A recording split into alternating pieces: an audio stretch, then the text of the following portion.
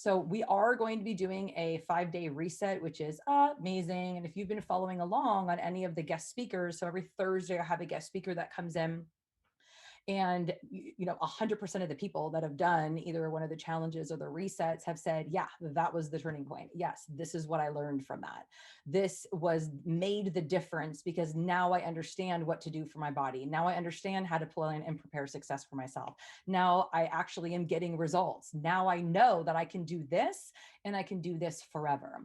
And this is one of the things that I want to talk about today. Obviously, we're going to be talking about specifically, the question was, what is the difference between keto and what it is that you offer, Rose? I'm not even actually totally sure what it is that you offer. So like, please do explain that.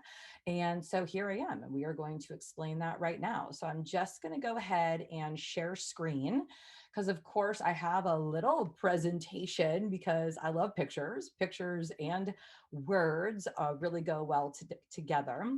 So thank you, Sarah B, again, for this wonderful question. What's the difference between keto and what it is that I offer? And, it's funny because we all want there to be this like one right thing, this one right way that's going to like change everything for us, this something on the outside. And what I found, that's not necessarily true. What I've also found about diets is that most of them actually work if we can just stick to them. And that's one of the things that is like the biggest kicker, one of the questions, like the biggest challenges that many of you have, and you have shared with me. So I appreciate your honesty, is this idea of how do I just stick to it? I know that it works because I've done it before. I can see it in other people. I know that it works, but I just can't get my mind wrapped around it. I just can't get my habit of thought and my habits of action to line up with what it is that I want to do so that I can achieve my goals. And now, of course, there are many reasons behind that. And that is actually what I specialize in. But I do want to go into just briefly what keto actually is, and then I can explain what it is that I do. So just to be really clear on what we're talking about here, ladies, I don't honestly believe there is a right answer for every human. I do believe that getting our mind and our body working together is probably going to benefit every single human alive. So that's one of the things that I do focus on. But in terms of like what specific diet, if you really were inspired and needed to do keto, but you wanted the help and the support that I offer behind the scenes in my signature program, then I would totally support you doing that in the best way possible. So let's get down to what keto actually is. Well, actually, just before that, I just want to give an overview of the body. So what the body actually means are these 6 essential nutrients. Now, essential means that you need to get it from the outside and put it into your body, right? It means that your body cannot make these 6 things on its own. You have to put them in your body by eating or drinking, and then they must be broken down and absorbed into your body. Now, all of these are different experiences and different processes, and there can be a breakdown at any one of these places, right? It's like the quality of the food that we're putting in, actually getting the good stuff in there, the body breaking it down properly, and then absorbing it properly, and then getting it to the cells that need it. Whew, there is certainly a lot that goes on inside the body. So just real quick, there's carbohydrates, which are your body's preferred source of fuel. Your body knows exactly what to do with carbohydrates. It breaks down the sugar. And the most important thing about carbohydrates is that it has fiber.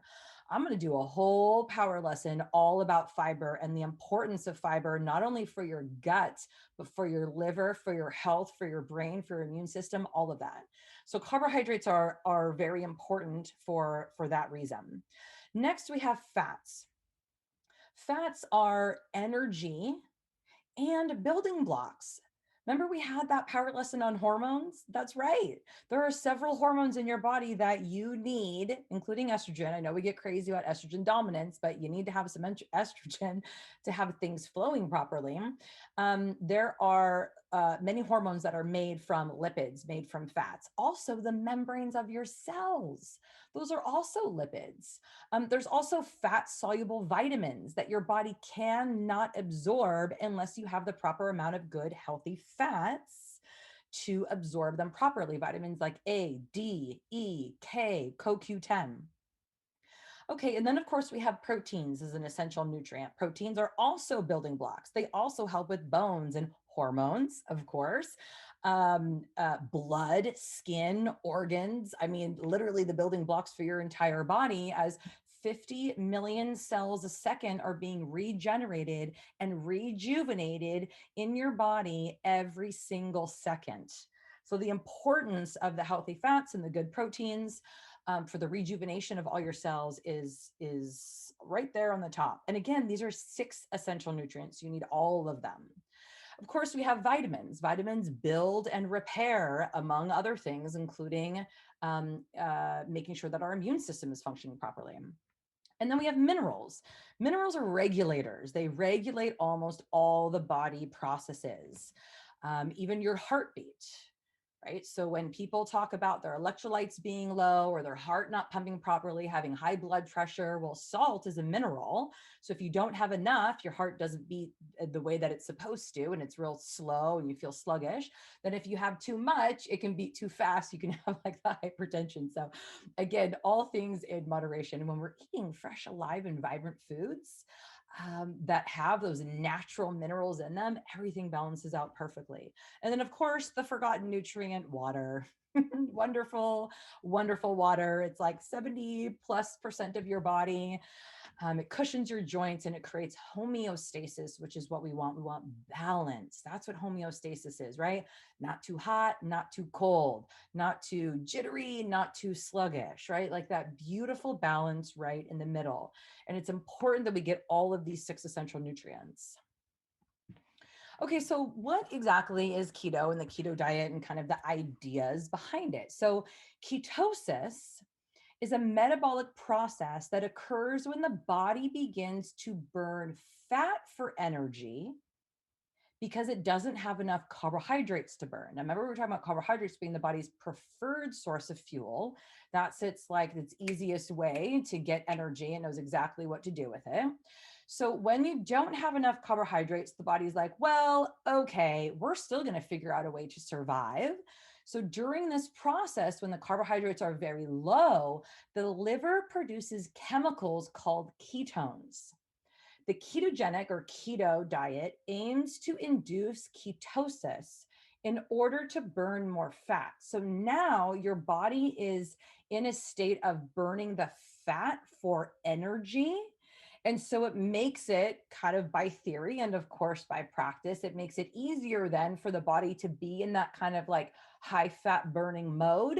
And then it can burn the fat out of the cells in your body as well. And then that can stimulate weight loss. So proponents of the diet claim that it boosts weight loss and improves overall health. Now, according to a 2008 study, people following a well-formulated ketogenic diet, now that's a really important part because this is something that you can mess with, right? You don't like when you go into ketosis, it's probably a good idea to stay there for a little while, right? So your body doesn't have to be going back and forth and back and forth. It can be it can be a little bit tough. So they typically eat 50 grams of carbohydrates per day, which is pretty small, and around 1.5 grams of protein per kilogram of body weight. So there's a lot of math kind of involved in this, which again, if you're that type of person and you like to break that down, then awesome. Despite these guidelines, some people following the diet may not know when they are in ketosis. Now, there are many ways to identify if you are in ketosis. One is increased ketones in the blood, urine, or breath, and you can take tests for one of those. Typically, there's weight loss, but there's a lot of things that cause weight loss. Thirst. So, and there can be, and it can be a little bit challenging on your body, it can be dehydration from electrolyte imbalance. Again, those minerals, calcium, magnesium, potassium, sodium, you're typically going to get those in fruits and veggies.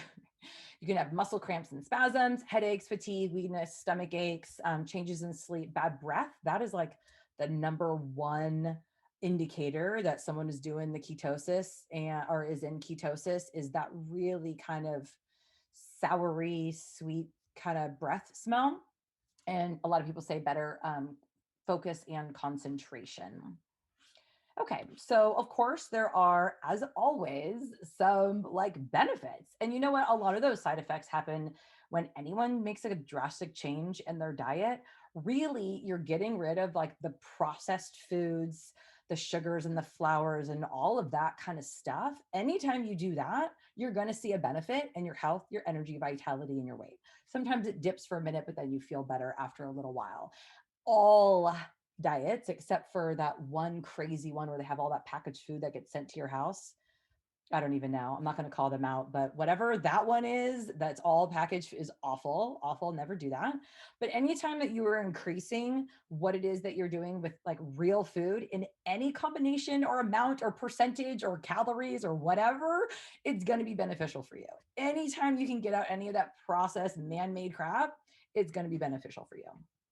Okay. So this sounds good, right? Yes, Rose. Yes. I want to burn fat. Why would I not want to do that? That sounds amazing. Of course it does. Of course it does. However, it is important when you're changing the way that the body is functioning, there can be some setbacks. So these can include low blood pressure, kidney stones, constipation, right? Because if you're eating a lot of fat and your body is not really capable of processing it properly, and I'm going to get into that in a second, it can be really tough. You can have nutrient deficiencies and increased risk of heart disease. So the basic ketogenic diet is very high in the fats, right? 70 to 75% of your daily diet. It's kind of medium in the protein, about 20%, and very small in the carbohydrates per calorie. But then again, I mean, if you look at like what is 100 calories of spinach, it literally is a plate like 10 times the size of my head, right? Like raw spinach. So even though it's a small amount of your calories, like if you're doing it right and you're eating a lot of like leafy green vegetables, which is like what they suggest, if you're doing it right, then it can still be a significant amount of fiber in food. So you can figure it out for your health. However, this is really important. And this is what I mean when I say that not all bodies are functioning the same and not any one way is the right way for every body. So keto is not safe for those people who have conditions that involve their pancreas, their liver, their thyroid, or their gallbladder. And that's a lot of people. If you just go like a little Google search, like, hey, how many people have pancreas issues? Okay, nearly 220,000 people affected with acute pancreatitis every year, right? For their liver, about 1 in 200 adults aged 45 to 54 in the United States has cirrhosis. Now, that also includes fatty liver, which is from too much processed sugar and or alcohol, right? You can get that fatty liver, which we're actually seeing in children, teenagers. We're seeing that from all the soda and the candy and all that crap. If you're having thyroid issues, which is about 20 million people, and gallbladder issues, 10 to 15% of the population. So if you have gallbladder issues or you don't have a gallbladder, I highly suggest you stay far away from the keto. But you already know that. You already know that. But there's no way you would do keto, as intriguing as it might sound to have all of that fat. You know your body can't process it. So let's just be really clear about what's going on inside of the human body. Like you are amazing. You are incredible. You are not just fat cells, and you are not just a person who needs to lose weight or wants to lose weight or whatever the drama is, right? You're so much more than that, just physically. And I'm not even talking about spiritually and who you are and like what you bring to life and like your passion and your purpose here. I'm just talking about physically. You're more than fat cells. You are an incredibly dynamic and complex digestive system in here, right? I mean, it's wild. And all the different parts of this digestive system need different of those 6 essential nutrients to function optimally. And when all of these systems are functioning optimally, you then get to feel good. You then get to say, I'm healthy. You then get to sleep well. You get to have energy during the day. You get to have experiences. You get to show up and be present in your life on a day-to-day basis for all the stuff, all of it, all the good, the bad, the ugly, all the joy, all the little smiles, all the giggles, every part of it. You get to show up and actually be present because your insides are not twisting and turning and trying to catch up. You're also an endocrine system. We talked about that a little bit the other day too. There is an incredible amount of organs and input and hormones and processes and chemicals and all kinds of things going on. You're also a lymphatic system. So there's a cleansing process that is happening at all times as there's input from the world, from the things that we breathe and eat and drink and think. There's all of that input. And then there's these dynamic processes that are happening in the inside. And your body is all constantly figuring out and filtering the stuff that it needs and internalizing it and getting rid of the stuff that it no longer needs. So we do that on a mental, emotional basis, but physically that is happening also. And then, of course, you're a nervous system. And all of these different systems interact and work together. There's no one cell that works independently of the others. There's no one organ or system in your body that works independently of the others. So you cannot take one and tweak it and twist it without having an effect on the others. And when you don't really understand what's going on inside your body or how your body works, it can seem very attractive to go and do that one thing. I mean, remember all the crazy diet pills that we did in the 80s? I mean, I was a kid, but I remember that and it was wild, right? Remember when we all went fat free? Thinking that fat makes you fat and everyone was dieting and everything was fat free and we all went crazy on the sugar. That did not work because we are not just a body that needs to lose weight, right? It's not just take out the fat and you get to lose weight. What happens then is that our body then was not able to digest things properly, wasn't able to absorb certain nutrients, and we all stress out our liver to high heaven. And now we're sitting here going, huh, what happened? Right? So let me give you a little bit more of an example of what we're talking about and the reason why a high fat diet, and we went into the reasons why it can be good, right? Cool. You get into burning fat, you burn more fat. Awesome. Well, let me tell you a little bit about what happens if you have gallbladder, liver, stomach acid issues, where those parts of your body are not functioning properly. Now, when we eat, the food goes into our stomach here. And we got the liver, we got the gallbladder with green, and then we got the pancreas here in this kind of like weird tan yellow thing here. So when we eat food, it goes into our stomach, and the stomach, releases stomach acids and other digestive enzymes are in there, and it's beginning to break the food down. Well, as the food moves into the duodenum, which is this area right here that is it's in between the stomach and the small intestines, right? There's a space that it goes into. So what happens when we eat food is that the food then goes into our stomach and our stomach begins to churn it and the stomach acids begin to be released. And then in response to proper digested enzymes and proper acidity from the stomach acid, because you actually want that, right? That's like our first line of defense when it comes to our body and our immune system. Those stomach acids begin to break down the food. They kill any of the weird bacteria if we've eaten something. And then it triggers inside the duodenum here, it triggers the gallbladder to then release bile from the liver and release digestive enzymes from the pancreas. And then all of that begins to churn and begins a chemical breaking down process of the food so that then your body can break down properly and absorb the food that you've eaten and get the nutrients from it. Okay.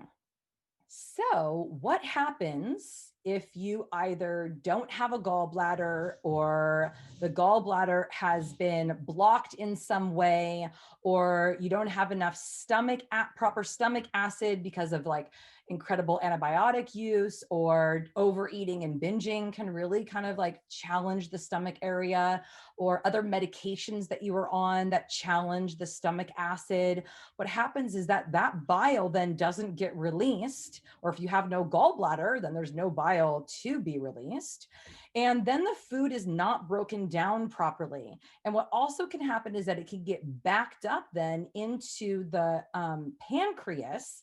And so that duct gets blocked. And then you get that pancreatitis because the digestive enzymes can't get out into the duodenum to break the food down properly. So you can see how there's a lot of things that can go awry when we are eating and when we are in that process of putting food into our body, this incredible dynamic process in getting the nutrients from the food. So if you do not have a gallbladder, obviously keto is not the jam. Or if you have stuff going on with your liver, your gallbladder, your pancreas. Now, this whole process is very sensitive, and your body's ability to break down the fat and actually use it properly and get the nutrients from it requires the bile, right? Which requires proper stomach acid. So really, and of course, this is just one like piece, right? This is just a few little organs, a couple of inches inside of your stomach. And then every single organ in the system all work together in these dynamic kinds of ways.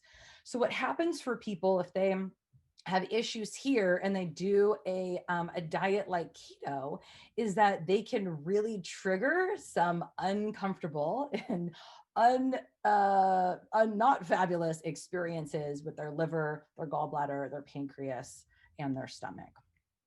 Okay. But I mean, if all that stuff is fine for you and you want to try it, I definitely would recommend that you talk to your doctor about it and just make sure that all is good in the hood there. Okay, because really, I mean, that was kind of like a fun little education experience about kind of like what happens in that area. But we're more than that as well, right? Like you're not just a gallbladder. You're not just the stomach or a duodenum. You're not just the bile that gets released, breaks down the fat so that your body can get the nutrients from it, right? You're so much more. You are an incredible woman and mother. You're a daughter. You're a sister. You're a lover. You're a friend. You're a coworker. You are so much more. And really showing up to life in that powerful way. What I found was that the focus and the attention that I had so intensely on what it is that I'm eating and what it is that I'm not eating and how many calories and how many grams and what percentage and like, am I in this and am I in that? And like, what am I going to do? And all of that kind of stuff really made it challenging to show up in life the way that I wanted to show up in life. And yes, it was about the weight loss. And yes, it was about not being able to fit into my clothes. And yes, it was about wanting to be able to tie my shoes without holding my breath to get down there. And yes, I wanted to feel comfortable and confident in my body and I wanted to lose weight. But really, what I really wanted and what I find that my clients are really looking for is they want all of that. And it's wrapped up in a feeling. It's wrapped up in a feeling of freedom. It's wrapped up in this deep desire to not be held by the chains of counting and dieting and weight and all of that stuff. Now, of course, in my signature program, we do talk about food. I do have a food plan. It's a little bit, there's a basic structure to it. I definitely believe in having 3 meals a day because more than that, then you're just thinking about food all the time and it makes you crazy. And less than that, you're not really giving your body an opportunity to get the nutrients that it needs throughout the day. And then we want to have time in between, right? We want to have space in between meals, not snacking, so that your body can actually do the digestion that it needs to do. Because it's challenging to do a bunch of things at once, right? Like you want to have your beautiful meal and then go on with your life for a little while. I mean, that's the point, right?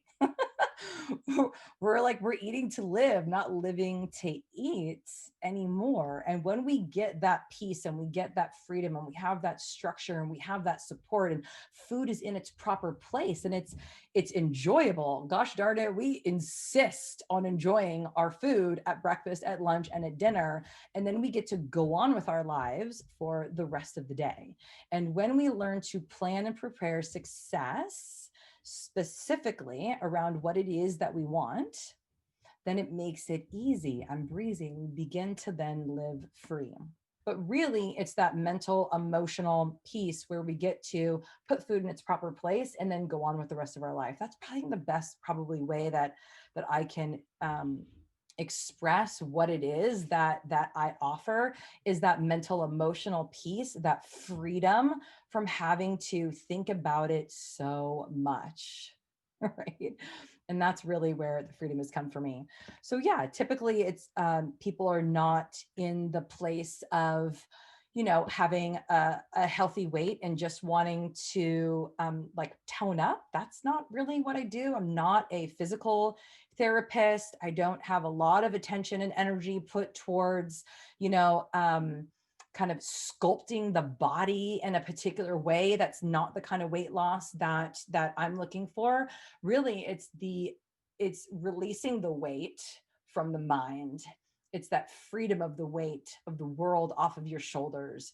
And it's also the freedom of the weight, the extra weight that we carry around off of our bodies, so that we can really live, not tied to what the scale is saying, not tied to, I wish I could just lose 10 more pounds, not tied to that mental, emotional, shame filled dieting kind of mentality. So that's really where we focus on.